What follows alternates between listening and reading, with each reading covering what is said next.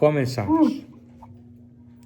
Bien, pues continuando con nuestro tema de la fe, profundizando en ello, hoy voy a ceder la palabra a un maestro mío, más bien a dos.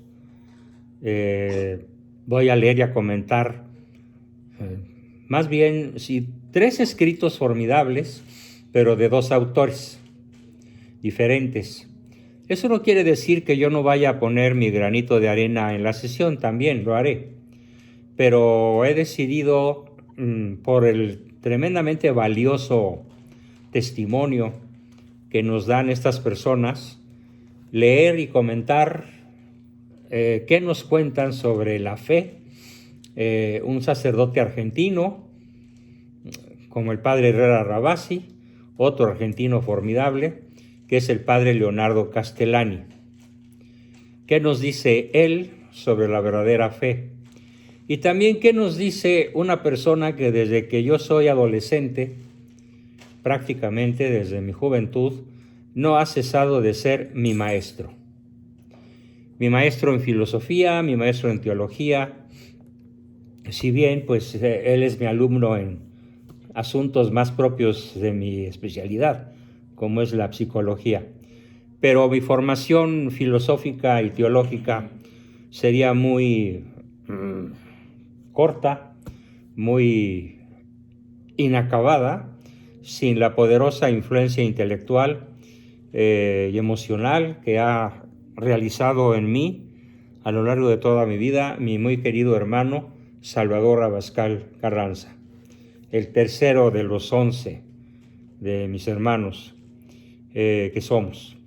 Bien, fuimos 12, pero el chiquito Luis murió muy joven, muy niñito, así que pues él no entra propiamente en la contabilidad. Salvador nos brinda un par de escritos verdaderamente monumentales.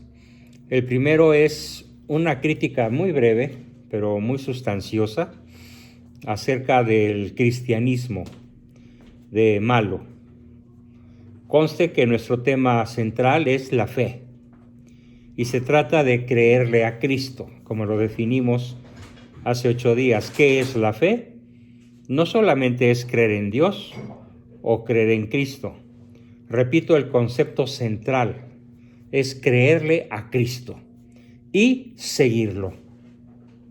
Verdaderamente esos son los 2 verbos, creerle y seguirlo, pero seguirlo tanto por convicción racional como por un acto de amor, que en muchas ocasiones podrá llegar a ser heroico ante la crítica, la persecución, la agresión de la cual seremos seguramente objetos aquellos que proclamemos yo creo, le creo a Cristo, lo sigo y lo amo.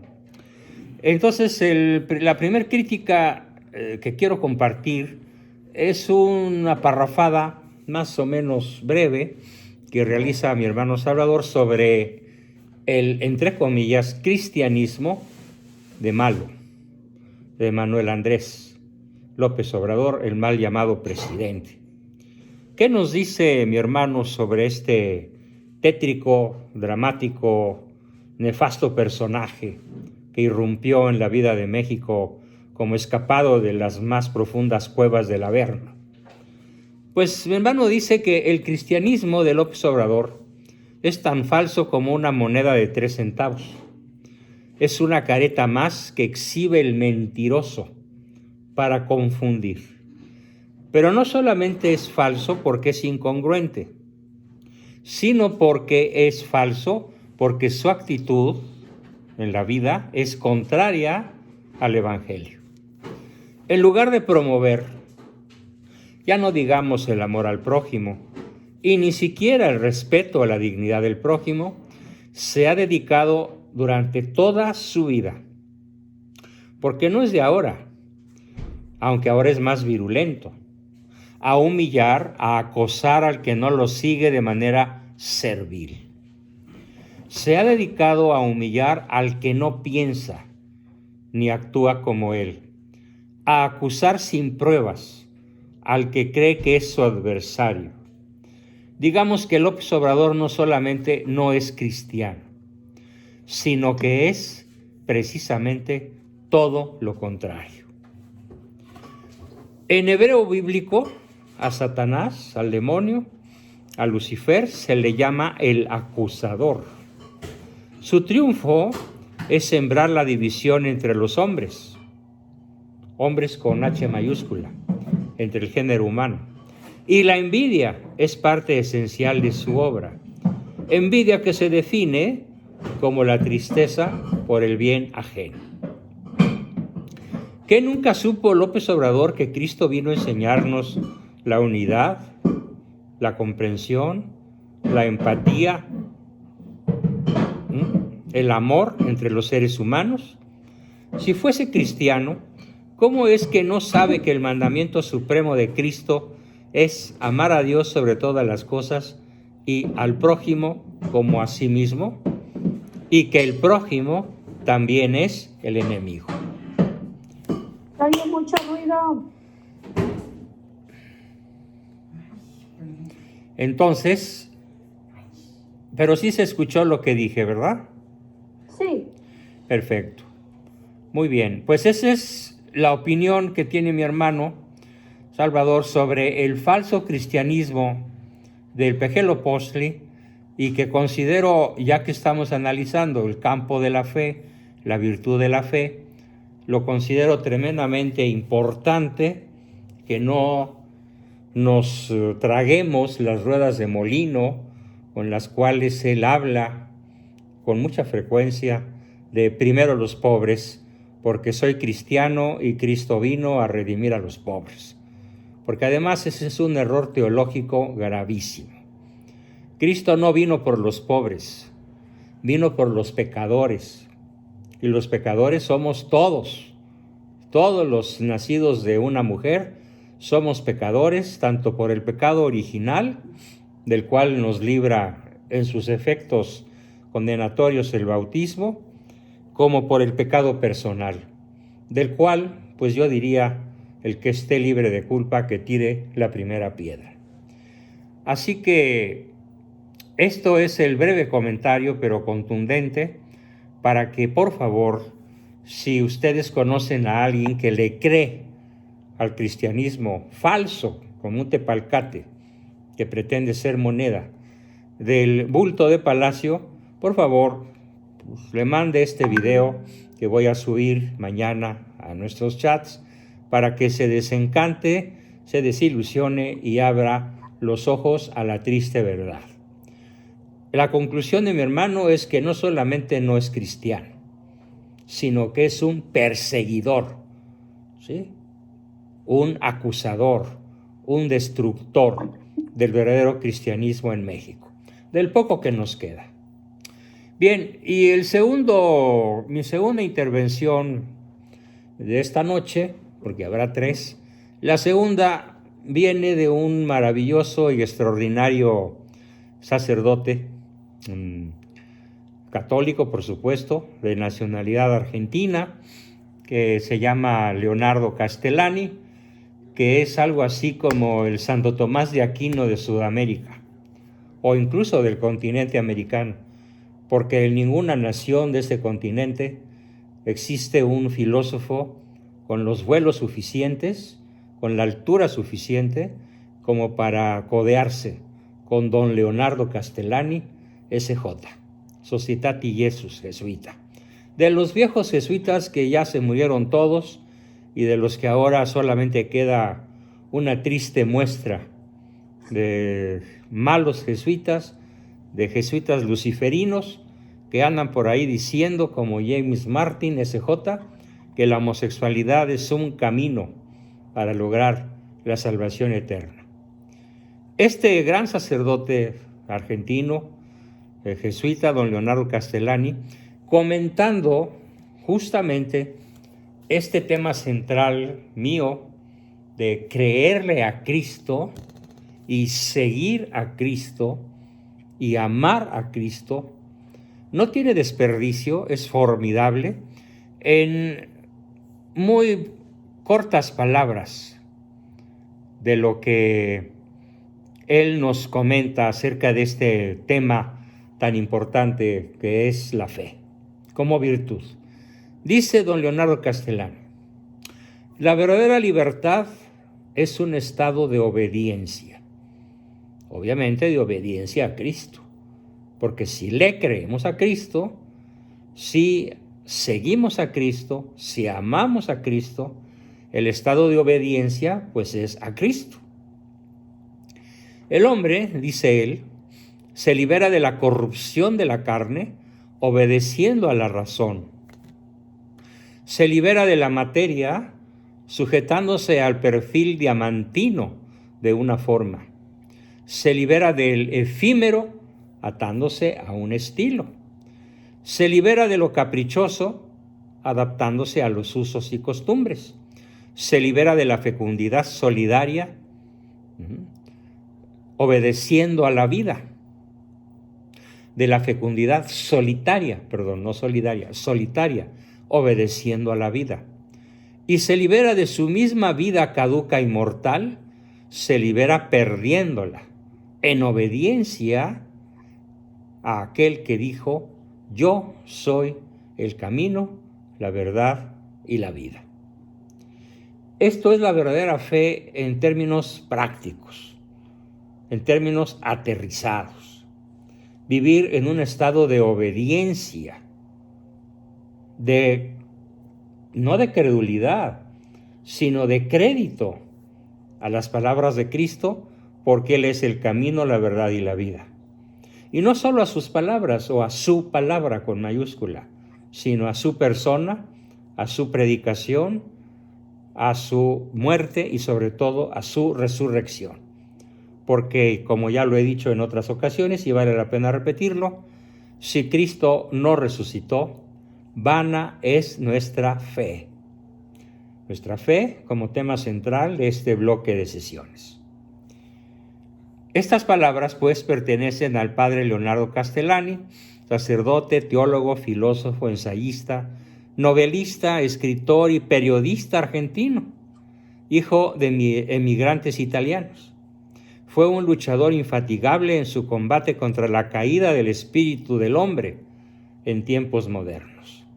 Fue de los grandes críticos del modernismo y del postmodernismo y de ese catolicismo light que termina en la mayoría de los casos en una militancia protestante.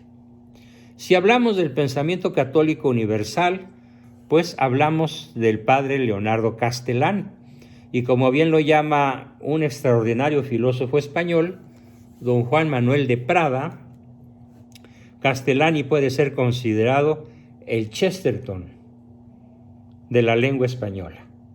Así como Chesterton está considerado el principal pensador de lengua inglesa, católico desde luego, podríamos considerar que Castellani es el Chesterton de la lengua castellana, es decir, el mejor escritor que haya existido en castellano en todos los tiempos, con excepción probablemente de Miguel de Cervantes Saavedra, pero tocaron temas diferentes.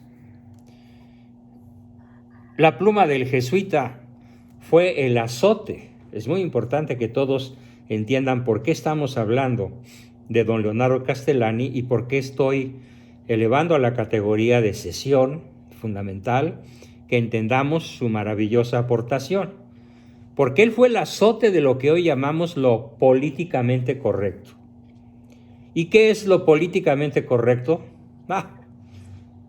No atreverse a condenar el aborto, no atreverse a condenar abiertamente la ideología de género, no atreverse a combatir el matrimonio igualitario, no atreverse a cerrarle el paso a la dichosamente trágica legalización de las drogas para consumo recreativo, no cerrarle el paso a la píldora anticonceptiva y a la actitud antinatalista, que es algo así como la bandera de las feminazis, todo lo que he dicho, y que se dedican a perseguir todos los símbolos católicos donde quiera que ellas los encuentran.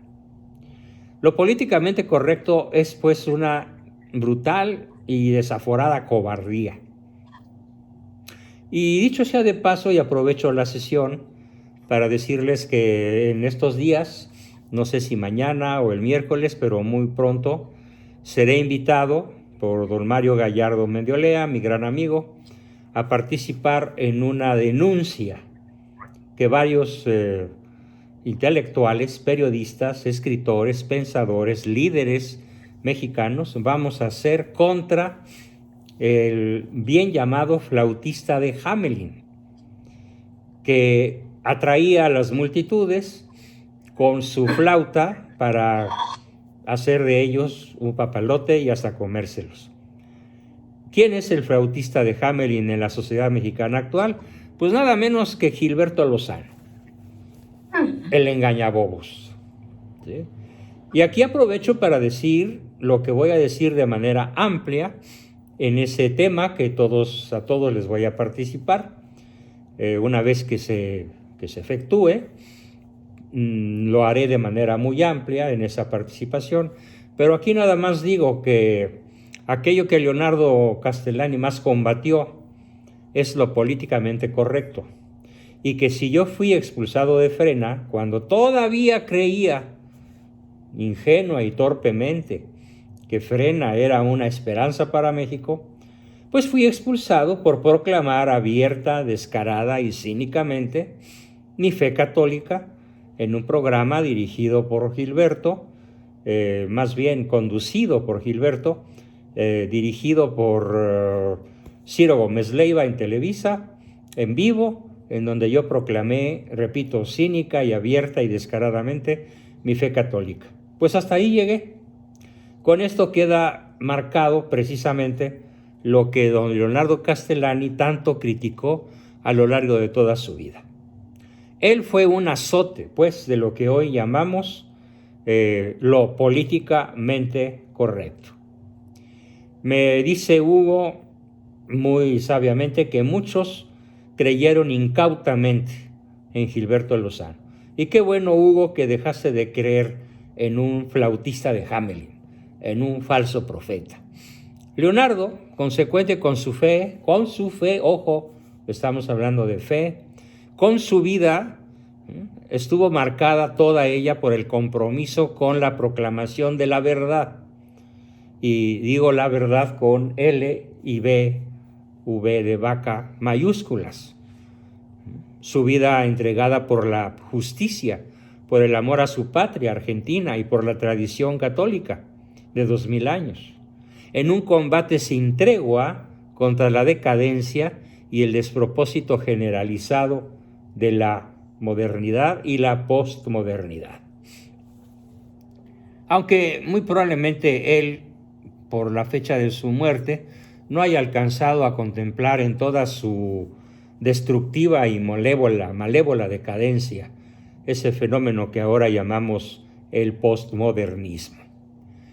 Y ahora cedo la palabra a otra persona, como lo decía yo hace un ratito, a mi hermano Salvador, quien fue mi maestro de filosofía, quien sigue siendo de muchas maneras mi maestro en filosofía y aún en teología, y muchas veces en sentido común, porque aunque es 3 años menor que yo, pues es mayor en muchos aspectos que él domina mejor que yo. Bueno, él nos escribe, y empiezo a citarlo, él nos escribe a principios de enero un documento que se llama ¿Qué le ha dado el cristianismo al mundo?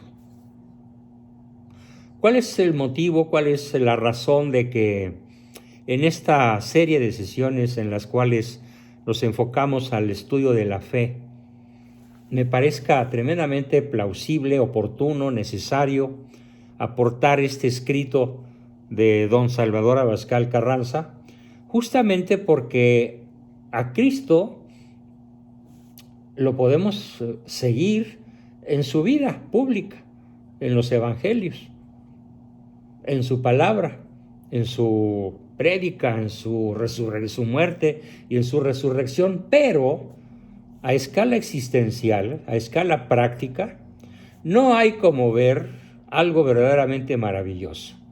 Y es justamente el título de este artículo que mi hermano publica por ahí hace 15 días o un poco más, y yo le pido su autorización para compartirlo con todos mis grupos y posteriormente enviarle sus muy atinados comentarios que siempre hace, igual que sus preguntas y aportaciones.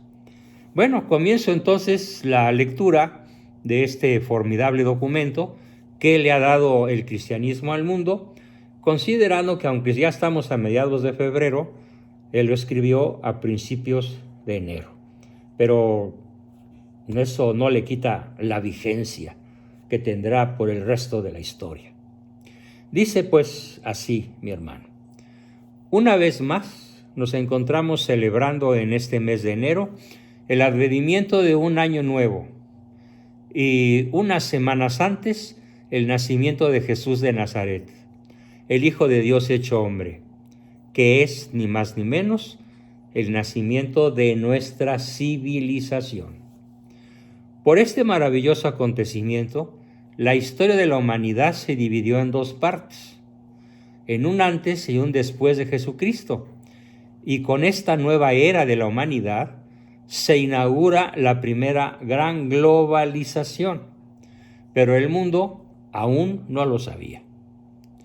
Antes de eso, cada pueblo contaba los días y los años según sus propias tradiciones y costumbres.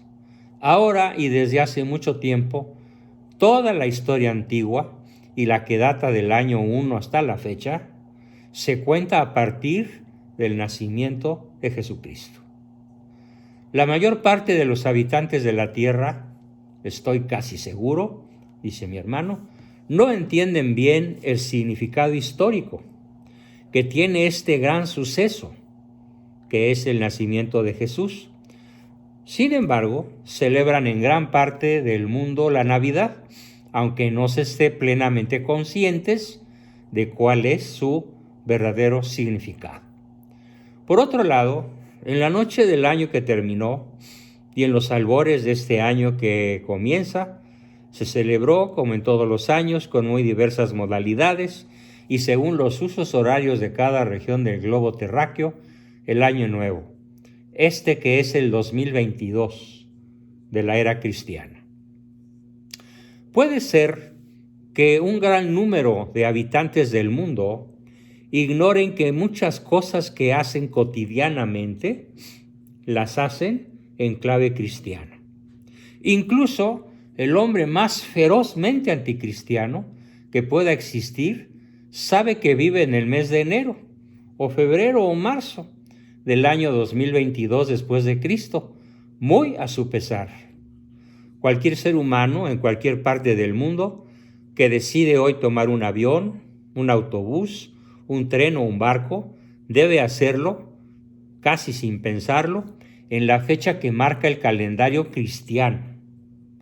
Y lo más importante, sin embargo, no es el calendario. Lo más importante es la cultura y la civilización que el cristianismo nos ha heredado, sobre todo en Occidente. En efecto, la religión es el hecho cultural por antonomasia, porque constituye una forma integral de vida. Es esa forma de vida la que ha trascendido y ha marcado el rumbo a muchas culturas a través de los siglos. Eso constituye la primera y más importante globalización, que ha dado cauce a las demás. Mundialización, según decía mi amigo Carlos Castillo Peraza, que en paz descanse, que entre otras cosas decía: cuando uno se muere, no se va al otro globo, sino al otro mundo.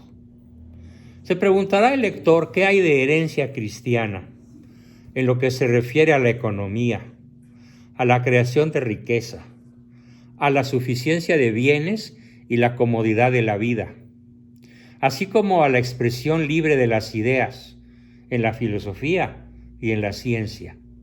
En estos temas, como en muchos otros, se ha malintencionadamente torcido la realidad, sobre todo en tratándose de la herencia del catolicismo en la historia. Las universidades, de Universitas Universal son el producto perfecto de la Baja Edad Media. A ellas acudía a estudiar gente de muy diversos orígenes, según los cuales se reconocían los alumnos, formando naciones que se agrupaban según su origen y su lengua materna. Santo Tomás de Aquino, la eminencia intelectual más importante para la filosofía y la teología católicas, vivió en su tiempo, el siglo XIII, después de Cristo, la explosión de la burguesía, producto de la liberación de los siervos de la plebe por los señores feudales. Los esclavos, a su vez, habían sido liberados a través del tiempo por la sucesiva conversión al cristianismo de sus amos, pasando así a la condición de siervos, dejando de ser esclavos. Esta nueva clase, producto del cristianismo, ojo, creó los gremios de industriales, albañiles, panaderos, herreros, curtidores, sastres, comerciantes, carpinteros y un larguísimo etcétera. Y fundaron o reformaron ciudades. Burguesía viene de burgo, ciudad. Construyeron palacios, casas y maravillosas catedrales que siguen siendo el asombro de la humanidad. En pocas palabras, ellos, los burgueses, crearon y multiplicaron riquezas materiales y culturales, cosa que no hubiera sido posible sin el cristianismo. Las familias querían que sus hijos tuvieran un futuro mejor que el suyo. Esta nueva clase social estaba compuesta por gente que anhelaba aprender a leer y escribir. Santo Tomás no negó esa realidad. La creación de riqueza, decía, no tiene que ser inmoral, y la aspiración intelectual mucho menos. La realidad terrena tiene su campo de acción, que no contradice la realidad espiritual, según Santo Tomás. Floreció, gracias a las universidades, un humanismo basado en la filosofía y en la ciencia. Es de notar que la mayor parte de los filósofos y de los científicos de la época, incluso del Renacimiento, eran hombres de religión. Pero poco a poco se formó una clase intelectual, secular, es decir, de no sacerdotes ni monjes, de gente que quería interpretar el mundo según su leal saber y entender. De esa misma época fueron, por ejemplo, Dante Alighieri, el Giotto e innumerables artistas, escultores, pintores, escritores, intelectuales, etc. Pero volvamos a nuestro tiempo. Muchos de los habitantes de la Tierra, especialmente de Occidente, no se han percatado quizás de las enormes ventajas que supone vivir en un mundo marcado por la cultura y la civilización cristianas. Es normal que la gente piense que todo siempre ha sido así. No es verdad, como hoy se vive, sobre todo los más jóvenes. Muchos no saben qué debió haber pasado para que se llegara a través del tiempo a lo que hoy somos. El que ignora lo que sucedió antes de su nacimiento, advirtió Cicerón, un gran pensador romano, es para siempre un niño. Repito, el que ignora lo que sucedió antes de su nacimiento, advirtió Cicerón, es para siempre un niño. No sé si el hombre y la mujer de hoy sepan, por ejemplo, que la dignificación del ser humano es fruto del cristianismo.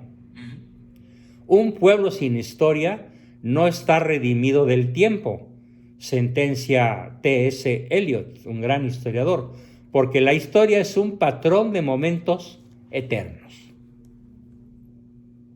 Saber que a través de estos 2000 años se ha hecho norma, por lo menos en Occidente, que todos los seres humanos somos iguales, por el mismo hecho de ser humanos, es decir, hijos de Dios, es un saber fundamental. Santo Tomás de Aquino decía que el ser humano es lo más perfecto que hay en toda la naturaleza, es decir, un sujeto subsistente en una naturaleza racional. Lo menciona así en la Suma Teológica, primera parte, capítulo 29, artículo 3. Esta normalización de la igualdad dio, como consecuencia, la expresión positiva de los derechos humanos, el amanecer de los derechos del hombre, según un gran intelectual, Jean Dumont. No son, por cierto, invención de la Revolución Francesa, no, que fue, como ya lo hemos dicho, esencialmente anticristiana. En esa dignificación, es esa dignificación la que hace a cada ser humano igual por naturaleza. Es la dignidad la que iguala al hombre y a la mujer, al niño y al viejo, al discapacitado y al atleta, al negro y al blanco, y a todas las razas, al pobre y al rico, al ignorante y al sabio, al enfermo y al sano, al gobernante y al gobernado, al musulmán y al cristiano, o al de cualquier otro credo o sin él, etcétera, etcétera. Esa dignidad, nacida del cristianismo, es la que hace que la persona humana sea única, irrepetible. De cada ser humano no existe sino un ejemplar. Es un fin en sí misma e idéntica a sí misma. No es parte de nadie, ni siquiera del cuerpo de su madre. Su dignidad le impone no ser instrumento de nadie. Es trascendente por ser espíritu encarnado. Es esa la única igualdad real entre todos los seres humanos. En todo lo demás somos diferentes.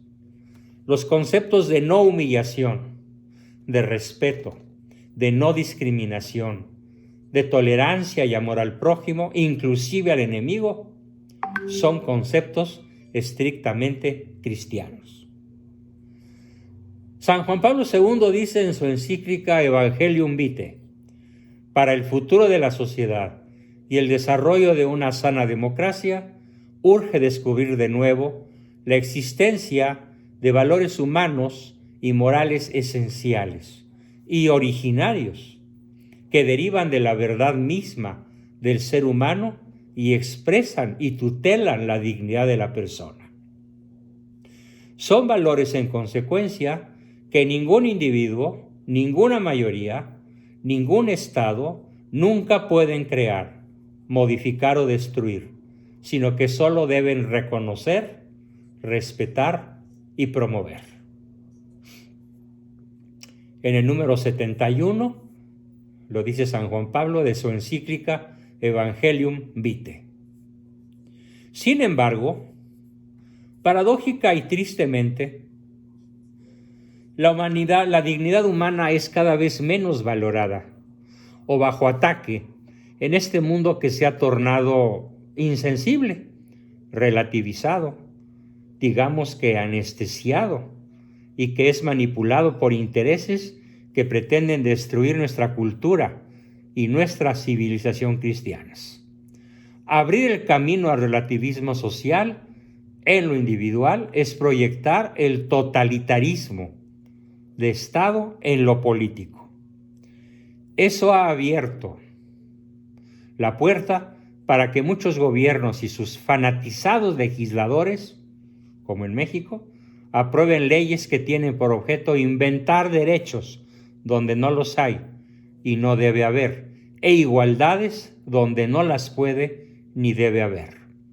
Así como se ha normalizado la igualdad de todos los seres humanos en las constituciones de la mayoría de los países, también se ha normalizado en muchos países, como paradoja, la negación de la humanidad de los bebés no nacidos que se consideran indignos de continuar viviendo y se les niega como si no fuera un derecho humano, su derecho a nacer.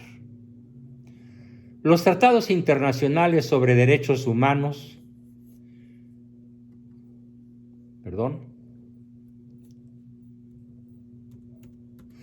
los tratados internacionales sobre derechos humanos, hasta la fecha,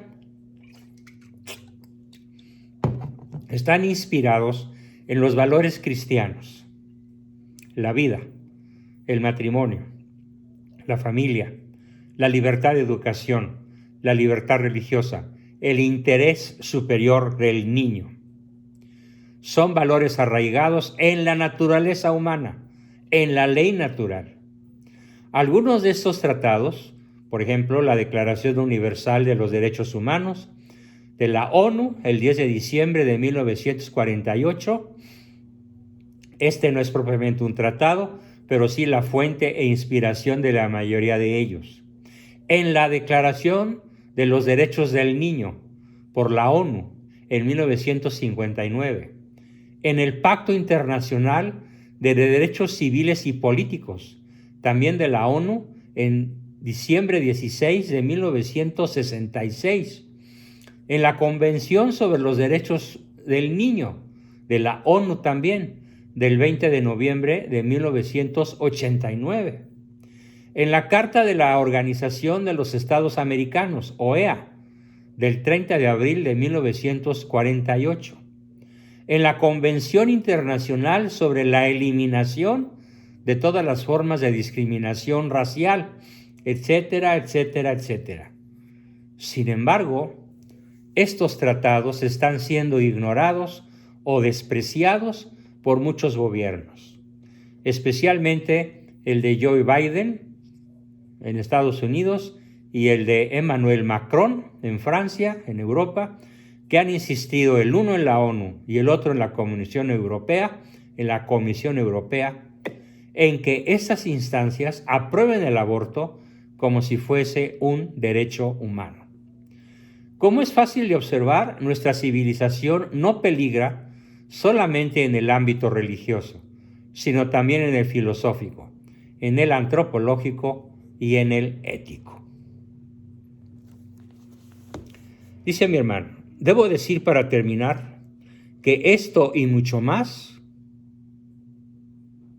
le debe el mundo al cristianismo, y que los ataques a la cultura y a la civilización cristianas no son nuevos en la historia de la humanidad, pero no es más que la prolongación de la lucha entre el bien y el mal, entre el trigo y la cizaña. Al final, ya lo sabemos, triunfará el bien. Y una aclaración interesante. Hasta el 4 de octubre de 1582, todas las fechas corresponden al calendario juliano. Al 4 le seguirá el 15 de octubre de 1582, que es el primer día del calendario gregoriano que nos rige hasta la fecha, es decir, se suprimieron 10 días. Pues hasta aquí la poderosa voz de ese gran filósofo mexicano que es mi hermano Salvador y de ese otro grandísimo, extraordinario filósofo argentino que es don Leonardo Castellani. Y bueno, pues en esta ocasión mi exposición fue unos pocos minutos más breve que en otras ocasiones, pero lo que pasa es que quiero escuchar sus opiniones, sus comentarios, sus aportaciones a esta extraordinaria sesión en la cual hoy yo he, por lo que a mí toca, cerrado el pico y he hecho cantar a verdaderos líderes de nuestra fe cristiana, Bien, ¿quién quiere comenzar? Adelante. Profesor, yo. Oliva, adelante. Sí, solamente ahí me enfoco en el calendario. Allá en las explicaciones de los guías turísticos al sur de México, pues ellos siempre están atacando a la iglesia, diciendo que los mayas tenían un mejor sistema de calendario y bueno, no hay que desmentir que lo tenían, pero a la vez están en esa negación de que el cristianismo nos trajo muchas bendiciones. Bueno, tú ya sabemos que la consigna oficial es bombardear la obra, la herencia, la cultura cristiana como parte de esta maldición que pesa sobre México prácticamente desde el fusilamiento de Iturbide en 1824, acelerado de una manera tremendamente vigorosa, dramática, por Benito Juárez, llevada a una exacerbación criminal por la revolución antimexicana y coronada con una cereza llena de sangre por el narcosistema actual. Así que no nos tiene que extrañar.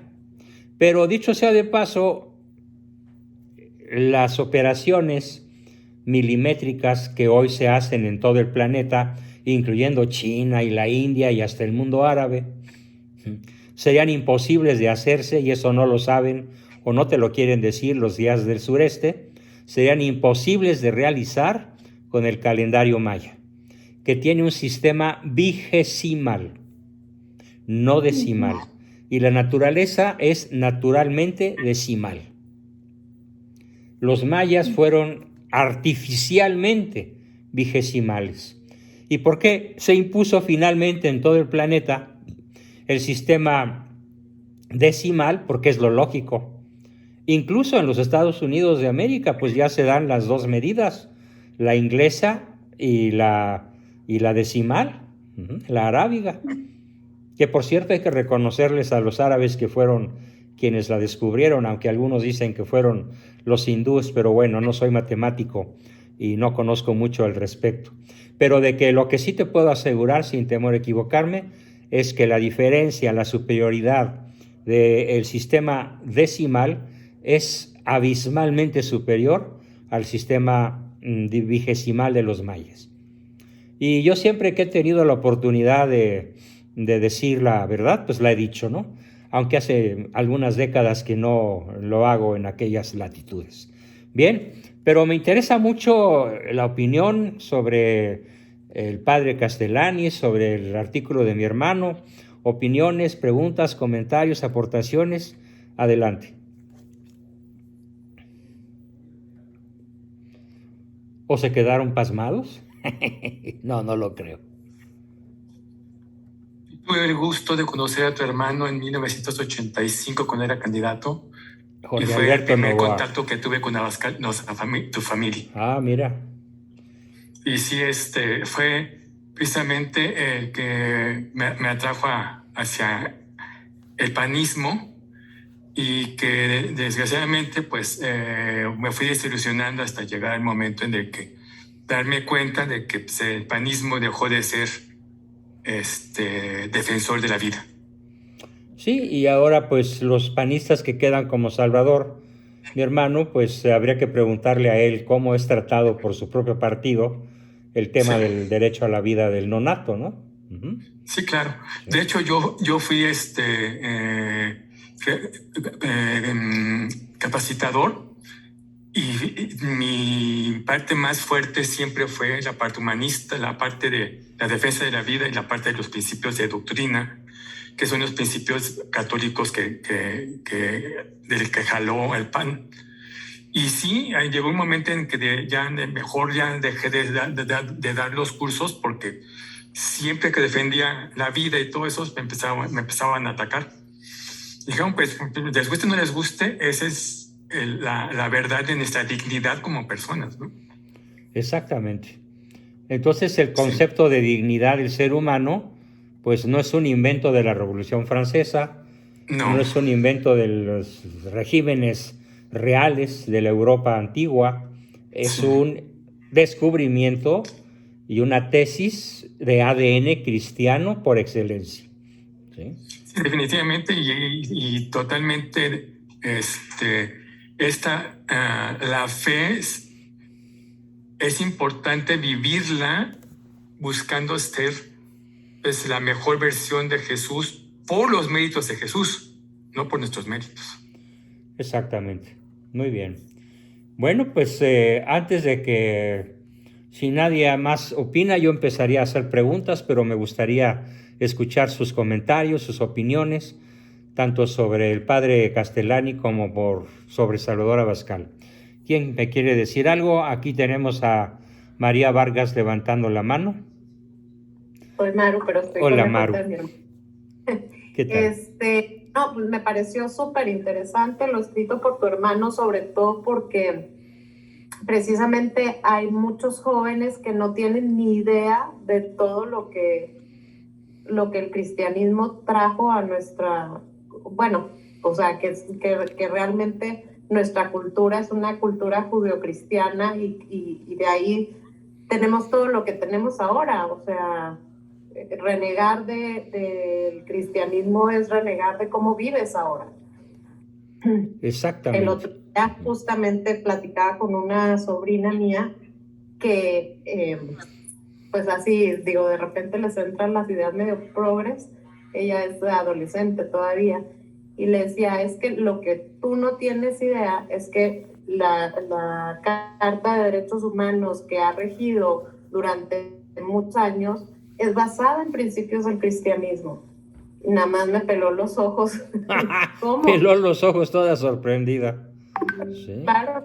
Entonces, digo, pues esa es labor también nuestra, el dar a conocer todo lo que el cristianismo ha aportado a nuestra cultura, como lo hace tu hermano en su escrito. Exactamente. De hecho, me acuerdo ahorita de un chiste por ahí que circuló hace muchos años, cuando no había redes todavía, en donde en una discusión entre Mafalda y su mamá, le decía ella a Mafalda, y respétame porque soy tu madre. Y la niña le contestó, y tú respétame a mí porque te recuerdo que nos graduamos el mismo día. Es un pensamiento totalmente cristiano, ¿no? Porque el hecho de que seas mamá no te da derecho a faltarle el respeto a tus hijos, ¿no? A humillarlos, a compararlos, a quitarles el afecto cuando se portan mal, según tu criterio, cuando en realidad lo único que están buscando es tu caricia, tu tiempo y tu reconocimiento, ¿no? Bien, pues gracias, Maru, por tu excelente comentario. Tenemos la mano levantada de Hugo o de Carla, no sé, cualquiera de los dos. Adelante, Hugo. ¿Qué tal a ¿Qué todos, te pareció Doc? esta aportación de hoy?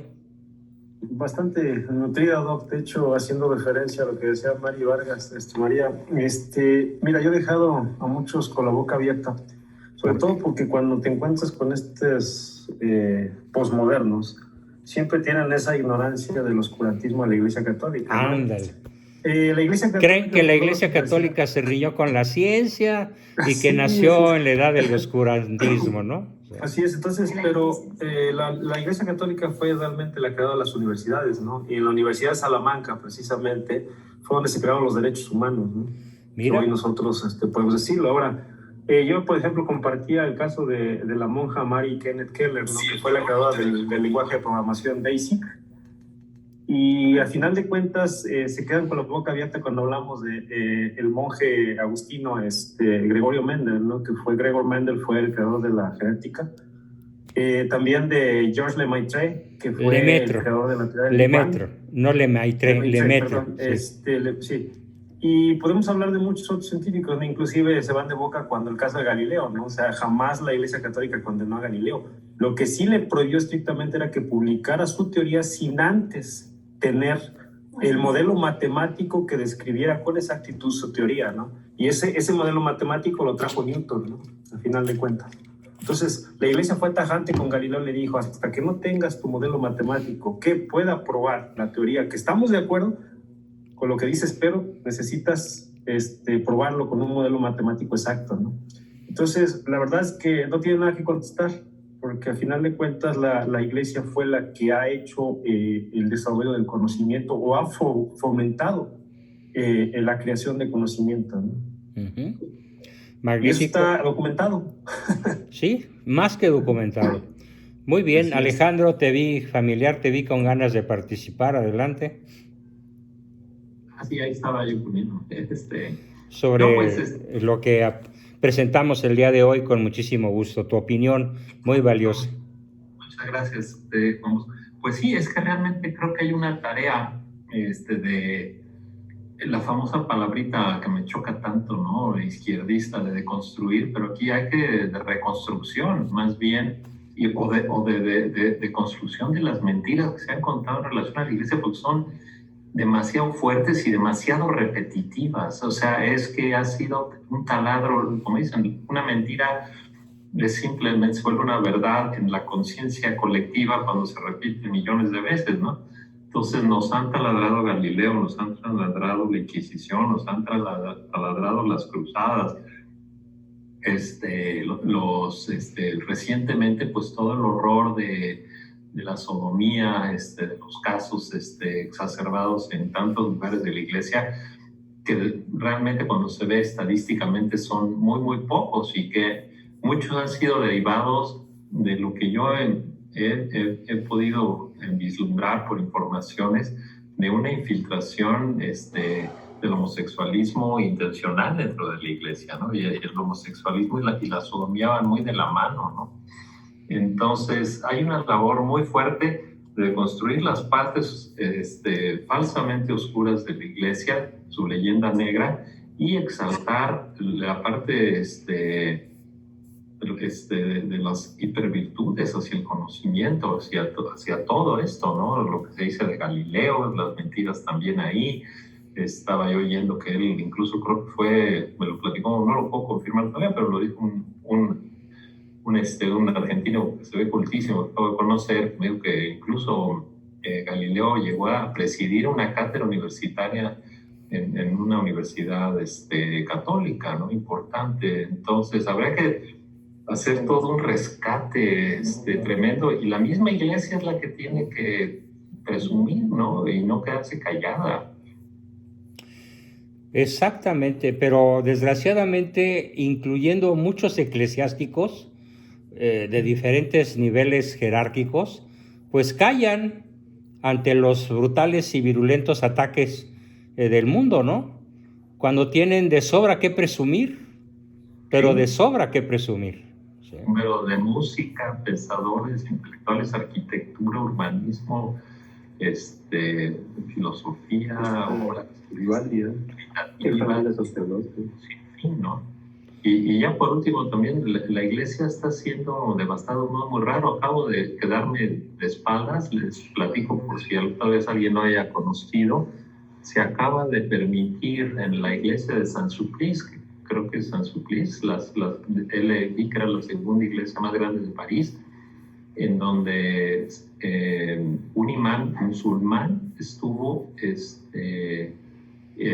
haciendo su mensaje islámico dentro de esa iglesia, avalada por yo considero muy maligno. Sí, el ritual islámico dentro de la iglesia. Exacto, y obligando a los fieles y a todos a que reveren por igual el Corán que la iglesia católica. No puede ser, ¿en dónde pasó eso? Acabo de pasar, te envío la información que tengo. Ahorita mismo, terminando, la copio y te envío la reseña, la imagen. Es motivo de un día que se creó de la fraternidad de las religiones o algo así. Y estamos verdaderamente, nos están tapando la vista, y el auge del islamismo es parte de ese complot para descristianizar el mundo, ¿no? Muy cierto, muy cierto.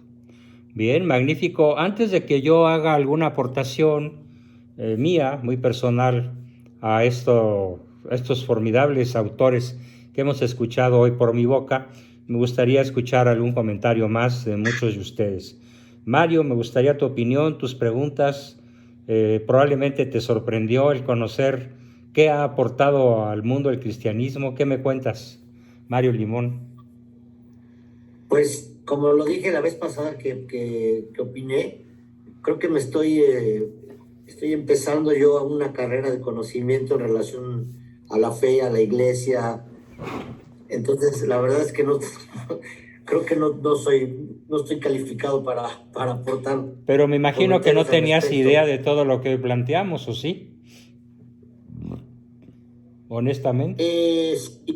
Sí, bueno, pues lo hemos venido platicando en en breves momentos en diferentes sesiones, pues lo de la fe, lo me hace mucho ruido en mi cabeza la frase, y de verdad es como parteaguas: no creas, hay que creerle a Cristo, ¿no? Hay que creerle a Cristo.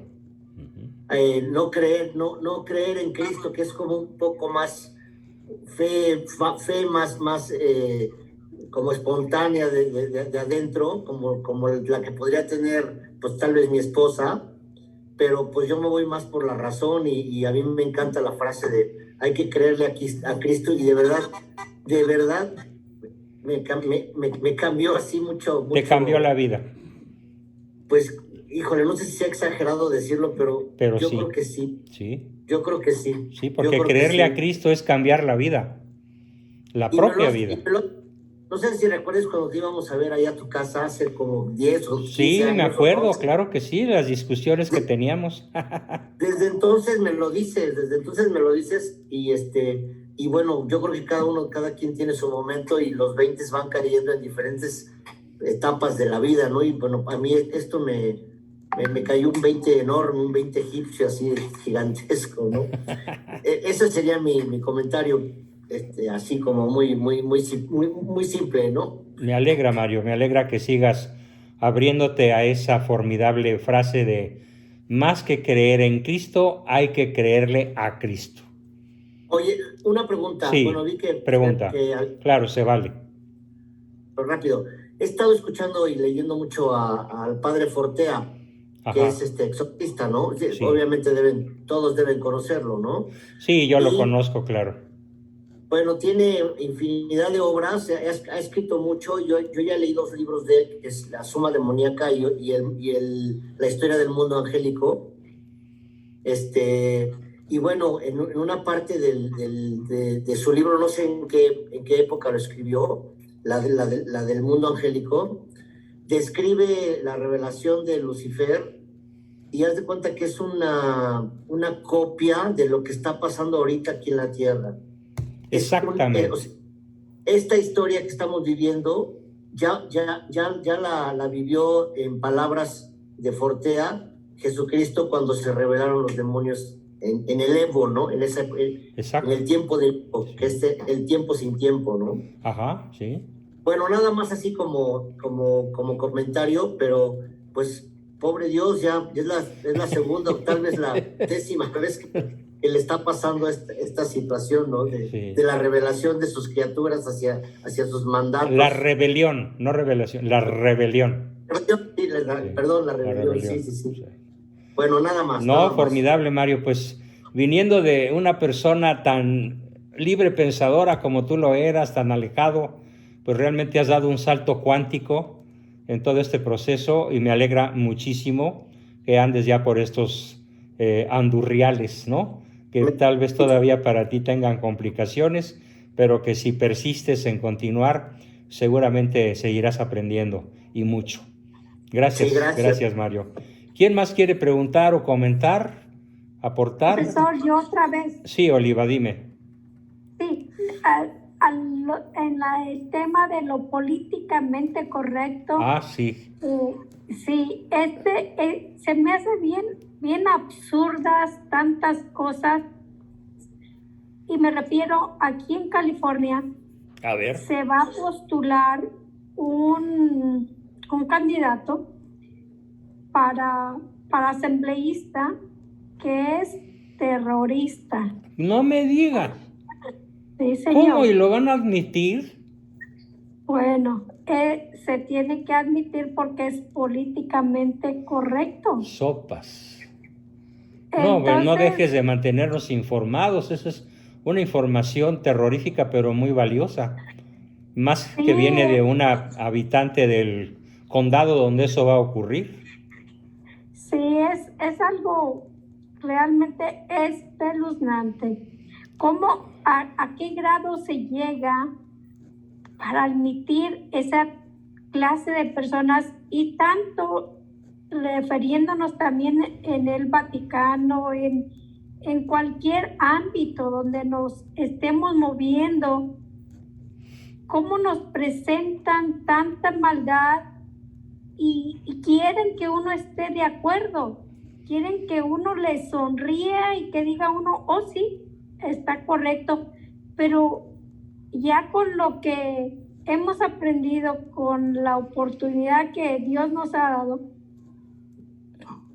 como mínimo rechazar y apartarnos de ese tipo de personas, como mínimo ya estamos en desacuerdo de Claro. ese tipo de situaciones. De lo políticamente correcto, entre comillas, que es un absurdo, una enorme mentira de Lucifer.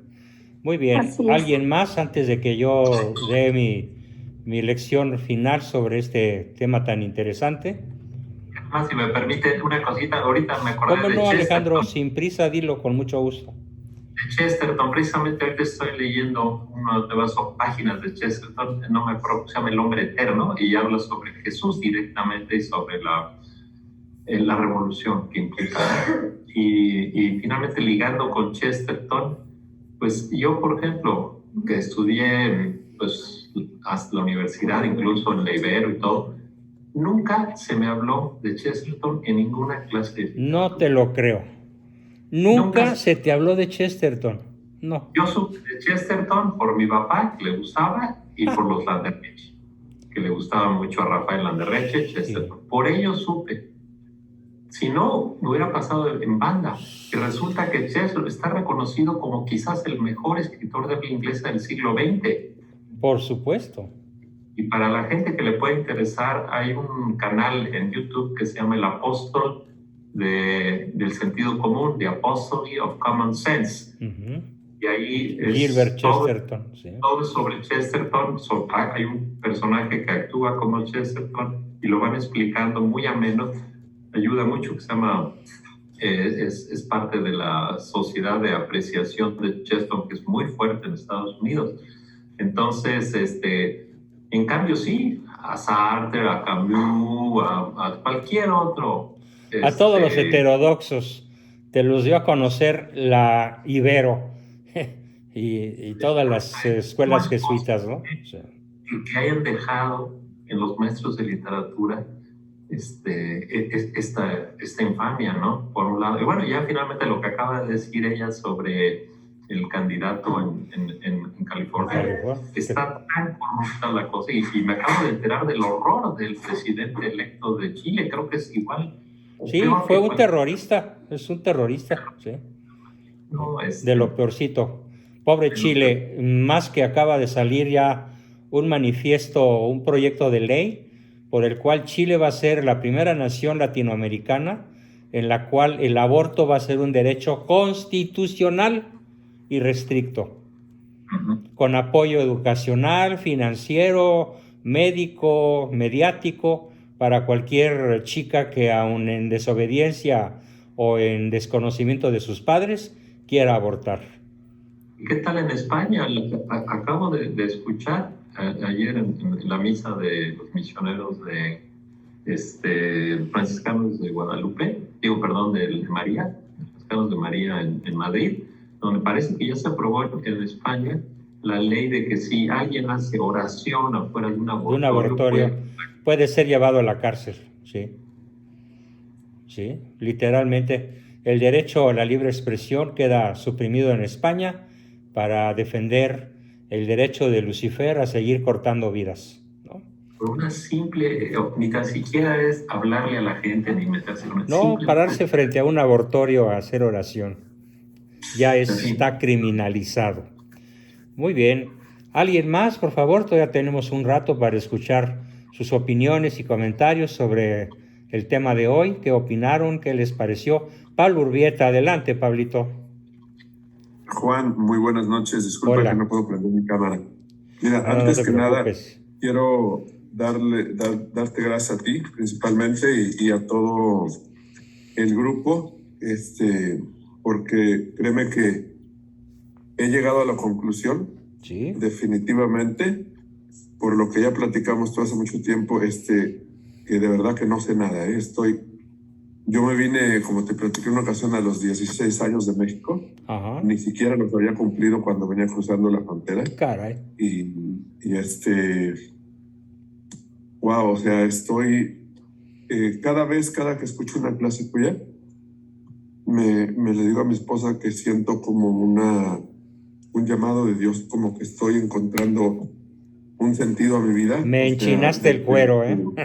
Qué bárbaro. O sea, siento que estoy encontrando un sentido a mi vida porque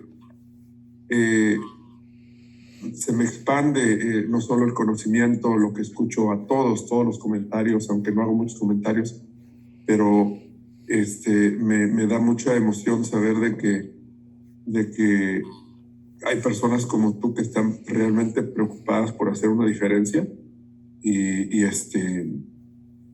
a la misma vez, pues el compromiso, ¿no? Porque veo que me falta mucho camino por recorrer y aprender. Obviamente todo esto que está sucediendo, yo te compartí un video el sábado, creo, no me acuerdo si el sábado, no sé si tuviste tiempo de verlo, pero esta persona, este catedrático español, habla precisamente de lo que acaba de mencionar el compañero que habló anteriormente. De España, España, que fue la que nos regaló la fe, está en una crisis que ya sabemos que eso no es de ahora, eso ya es de rato largo. Sí. Está en una gran crisis donde sí es así, lo dijo este señor, es literalmente te van a meter presos si tú quieres ayudar a alguien a evitar un aborto, cosas así. Y aquí en Estados Unidos, pues no se diga lo que está sucediendo, estamos en serios problemas. Claro, y más con el patanatas de Joe Biden, por decirle un piropo, ¿no? Sí. Muy bien, Pablo, pues agradezco muchísimo tu comentario valiosísimo y muy alentador, gracias, la verdad. Gracias, de verdad que Dios te dé la fortaleza y, eso sobre todo. Esa habilidad y ese don especial que lo tienes para podernos enseñar de una manera tan digerible, tan entendible, que me has puesto la historia con las últimas clases. Es como que he visto la historia del mundo con la última vez. Es clarito, es claro el plan que han venido formando desde hace muchos años atrás. Esto no es de ahorita, esto lo vienen planeando desde hace mucho tiempo. Claro. Pues muchísimas gracias, Pablo, me alientas de manera formidable a continuar en la batalla.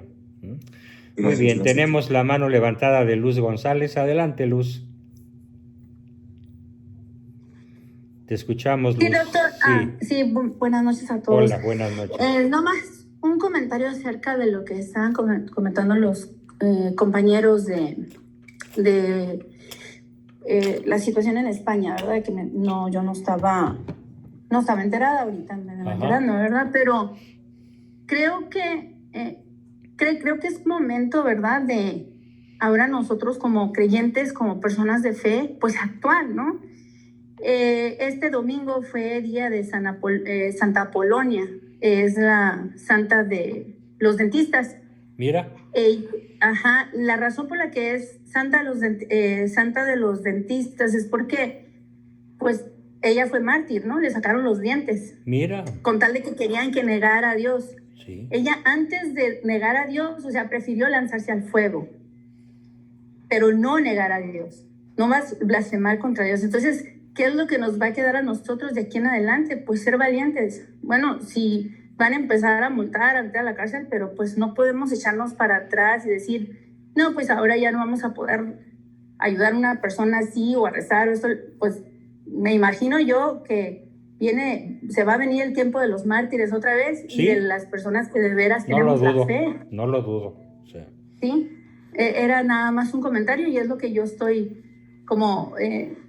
pues temiendo, ¿no? Que se va a tener que venir, que ahora los creyentes somos los que vamos a demostrar. A tener que dar la cara. Exactamente. A no ser como Pedro antes de la venida del Espíritu Santo, que lo negó 3 veces, ¿no? Así es, exactamente, doctor.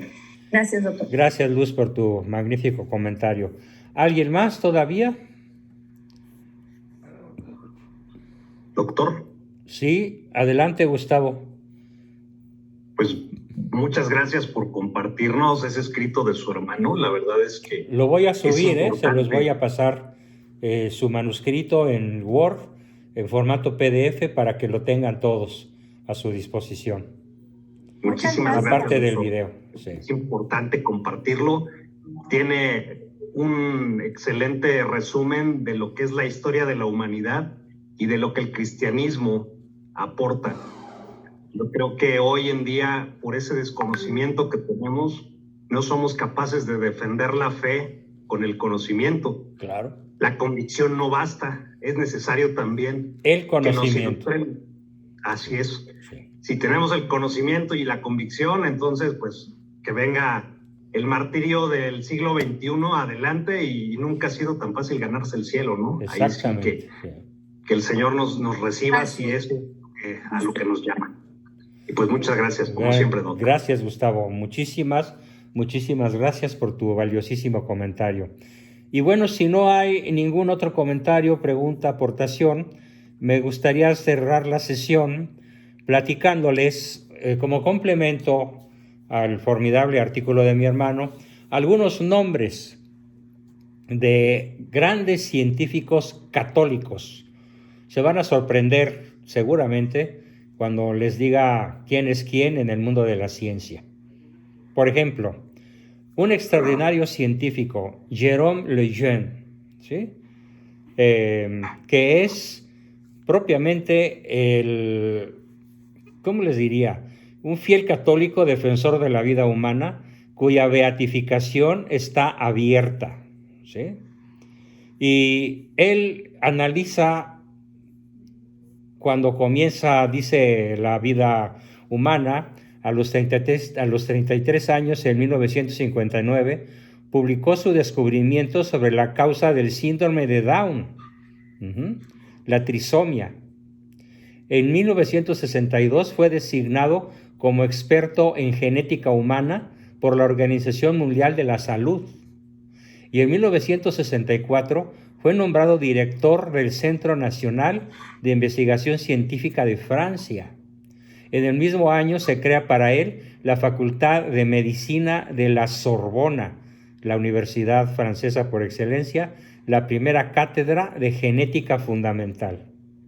No estamos hablando de un científico ateo, de un científico chino o japonés, sino de un científico francés, católico apostólico romano, que además está camino a los altares. ¿Cómo la ven? Pero apenas empezamos, ¿sí?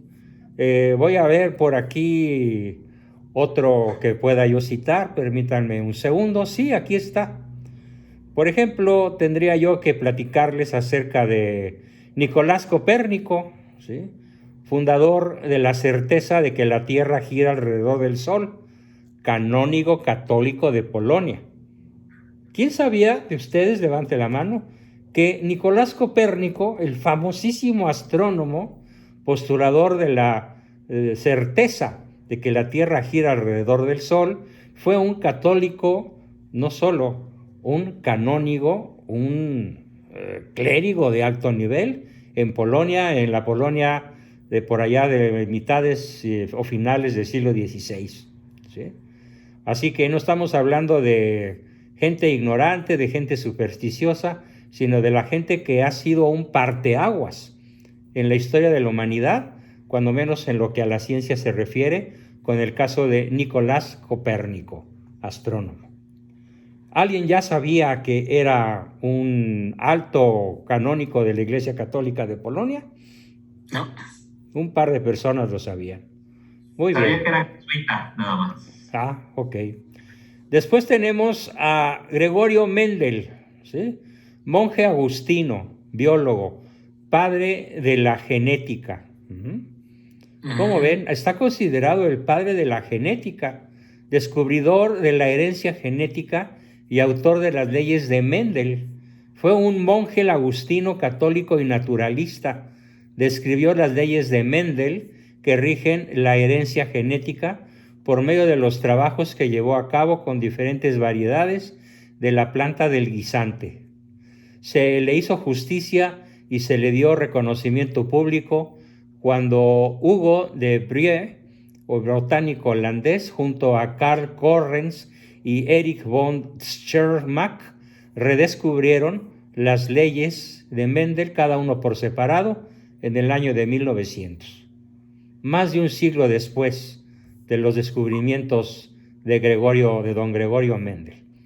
Y otro gigante de gigantes en la ciencia, nada menos que Isaac Newton. Nacido Isaac Newton, sí. Por ahí alguien se sorprendió con un soberano estornudo, pues sí. Isaac Newton, nacido en 1642, muerto en 1727, es un ejemplo de un científico prominente que también fue un devoto creyente. Desarrolló las teorías de la luz y de la gravitación universal y participó en la creación del cálculo. De acuerdo con John Locke, había pocos que podían igualarse a Newton en conocimientos bíblicos. Fíjense, o sea, tenía un conocimiento universal. Había organizado esos conocimientos metódicamente y afirmó sus creencias estableciendo reglas de interpretación bíblicas bien definidas. En el General Scholium de la edición de 1713, afirma que su propósito era establecer la existencia de Dios, combatir el ateísmo y desafiar la explicación mecánica del funcionamiento del universo. A la fecha, Isaac Newton podemos decir que no ha sido abandonado, sino solamente profundizado y superado, pero pues gracias a los telescopios astronómicos que ahora tenemos. Otro formidable personaje, Michael Faraday, 1791 a 1867, refuta de forma efectiva el punto de vista de que los científicos se opongan a una teología revelada. ¿Cómo ven? Faraday fue un verdadero líder científico de su generación. Aparte de oponerse a la supuesta rivalidad entre ciencia y religión, ¿qué creen que hizo? Pues nada menos que diseñó un motor eléctrico. Estamos hablando de 1820, estamos hablando de hace 200 años, ¿sí? Inventa un motor eléctrico, inventa el transformador eléctrico, o sea que si hoy tenemos transformadores eléctricos, se lo debemos al señor Michael Faraday, ¿sí? Que además era un católico verdaderamente monumental. Propuso las ondas electromagnéticas. En la actualidad, la unidad de capacidad de un condensador lleva un nombre, el faradio, ¿sí? También fue un cristiano completamente dedicado. A través de su historia ponía énfasis en la sobriedad y en la moderación de los goces terrenales. Su cristianismo compensó todos los aspectos, amplió y penetró todos los aspectos de su vida personal, espiritual, social, política y profesional. Otro monumental científico católico, Johannes Kepler. ¿Sí? Kepler. Fue personajazo.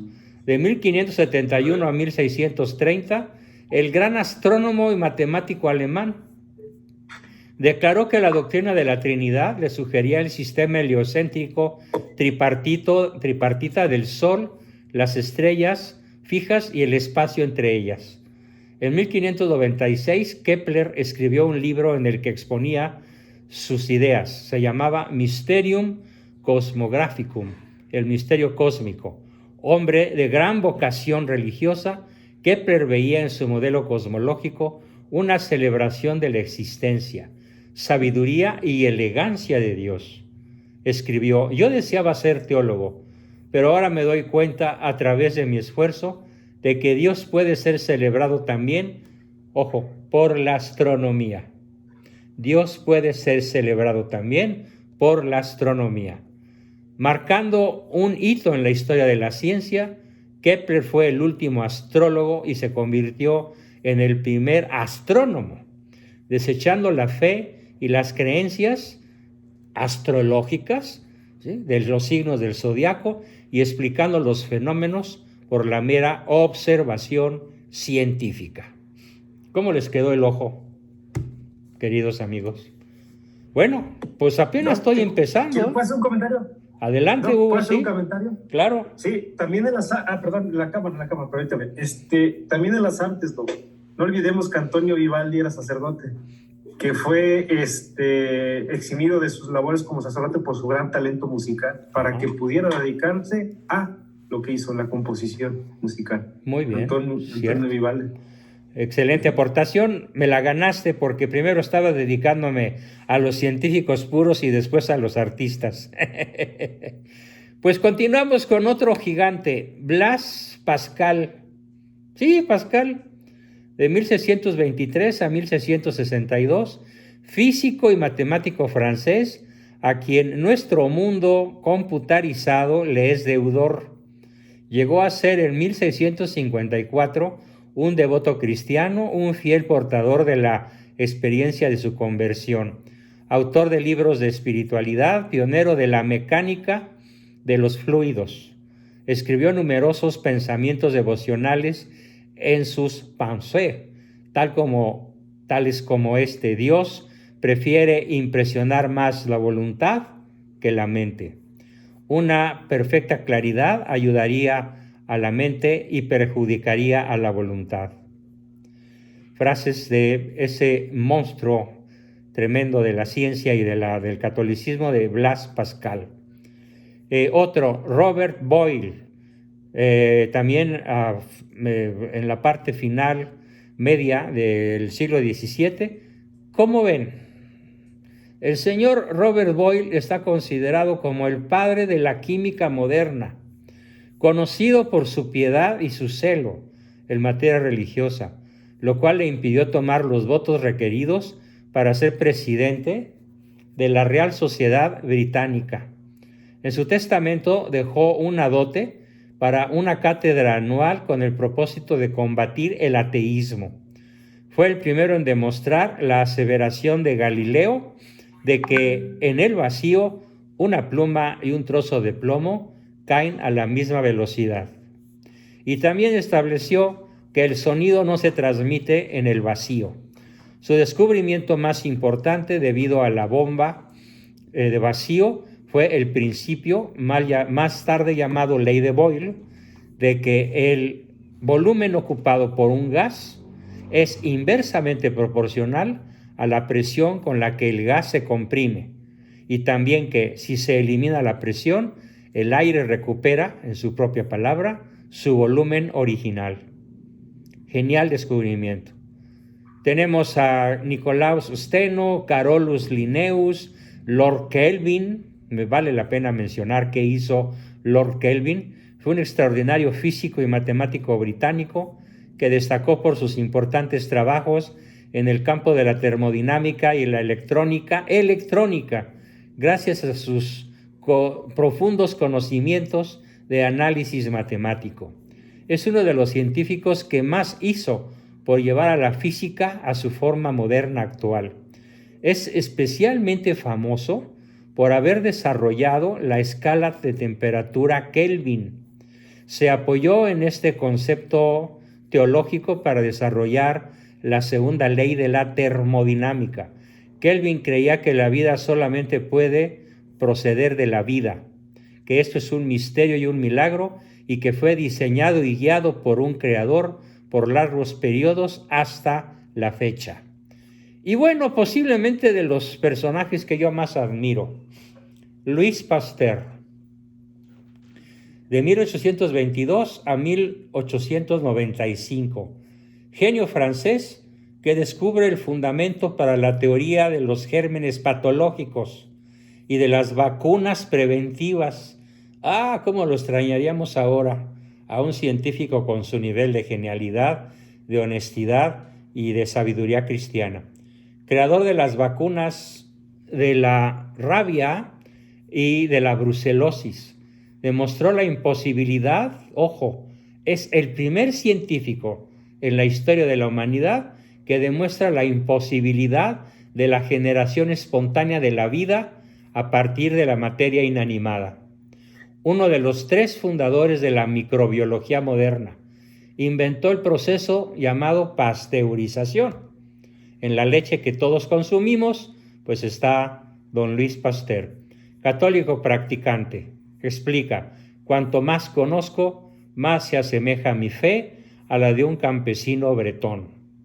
El positivismo materialista, decía, no toma en cuenta la más importante de las nociones positivas, a saber, la del infinito. Y les cuento para terminar una anécdota maravillosa atribuida a Luis Pasteur. Me quedan muchos personajes como Anastasio Volta, ¿sí?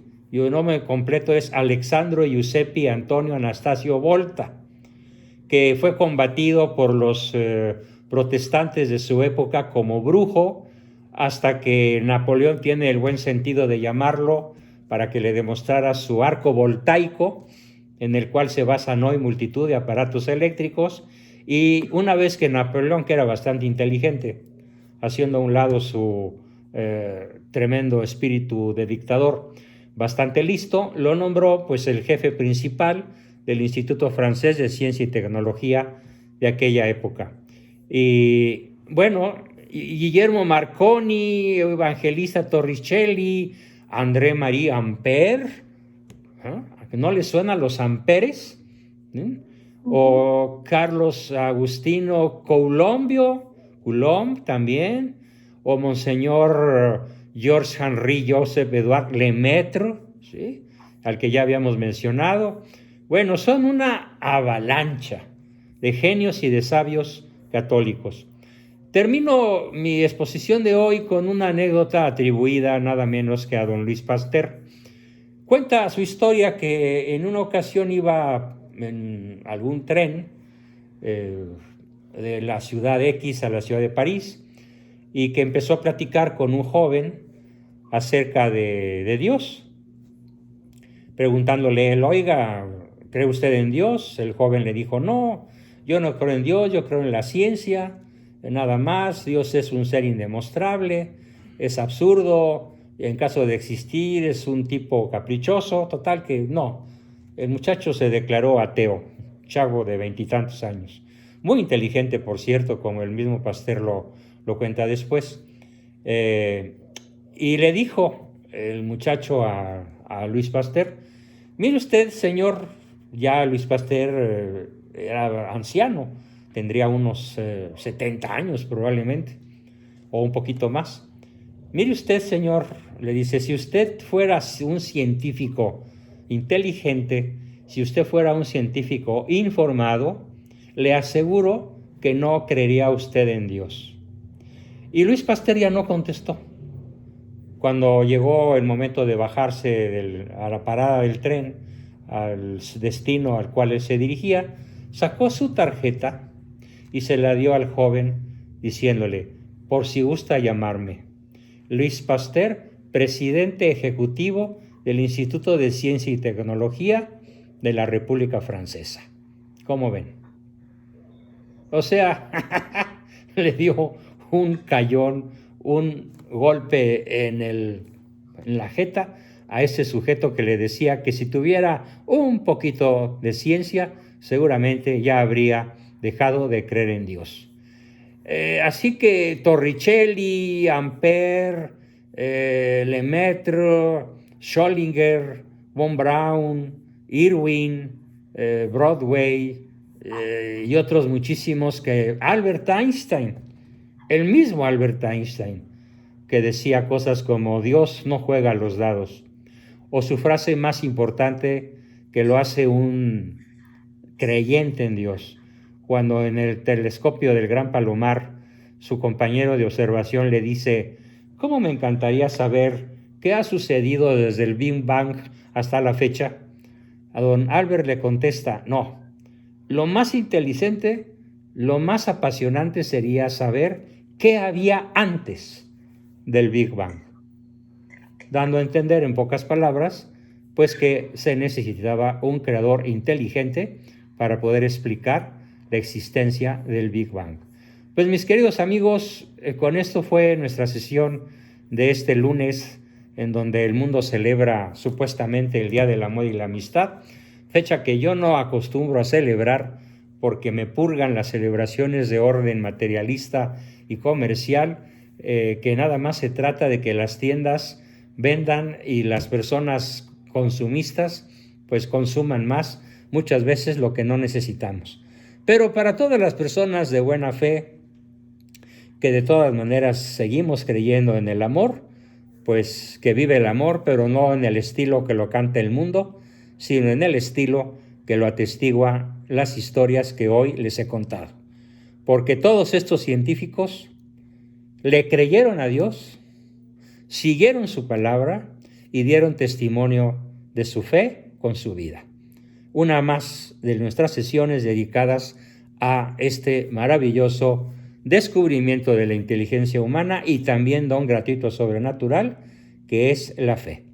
Pues muchísimas gracias a todos y Profesor, nos vemos aprovechando de su generosidad, ¿Sí? ¿nos puede compartir todos esos científicos, esas personas que creían en Dios? ¿Cómo no? Voy a localizar exactamente en qué parte de mi libro de Solo la persona virtuosa es feliz. Voy a localizar el capítulo en donde lo explico, le doy copy-paste y lo subo a todos mis grupos de participantes con muchísimo gusto, aun cuando todavía muchos no se han puesto a la mano conmigo en su cuota de febrero, pero con mucho gusto subiré mañana el artículo para que todos lo tengan a su alcance, tanto el de mi hermano Salvador, el padre Castellani, como la lista de 30 y tantos científicos geniales que dieron testimonio de su fe católica. Pues muchas gracias a todos. Muchas gracias. Muy buenas noches y seguimos en contacto. Nos vemos el viernes en el taller de historia. Muchísimas gracias a todos. Muchísimas gracias y muy buenas noches. Gracias, muy buenas. Excelente día. Gracias a todos. Buenas noches a todos. Gracias, muy buenas noches. Muy motivante. Adiós, hasta la próxima.